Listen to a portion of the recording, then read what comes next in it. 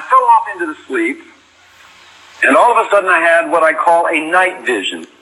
In the night vision, I was called to a ship down in the ports of Astoria, Washington, or Oregon, where the Columbia River flows into the Pacific Ocean. And in the vision, I was on this ship, standing upon the bridge. That's where the wheel is, where they steer it, with a captain from, I believe, the Philippines, Captain Estacion, the Atlantic pioneer, precious brother. I was standing on the bridge, and we were talking when all of a sudden I just glanced out over the inlet to the Columbia River, and I saw all of these ships coming in loaded with troops. And I was watching them, and as this would be the ship, the troop ships went right around the ship we were on, as though they didn't even see it. They didn't fire one shot at the men on the decks. They were down there walking around, the crew. They didn't fire any shots on something. Well, this is interesting. And I was watching this phenomena when all of a sudden I began to see them coming up to the docks, and where there were no ladders, they threw these hook ladders up, and these troops began climbing up these hook ladders onto the ports, and anybody they saw, they shot them. The captain is seeing this, and we're watching this, and all of a sudden he utters, he says, "Your nation is under siege."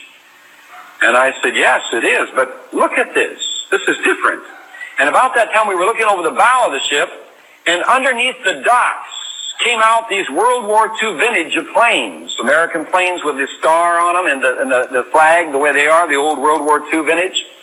And I believe that's very significant in today's world, and I believe you will begin to be able to understand a little more regarding why it would be World War II type planes coming out from under the docks. Now, I don't understand them coming from the docks, but God was showing me symbolic many things, I believe, in this vision. They were going up into the air and firing on the motherships that all these troop carriers were coming out of.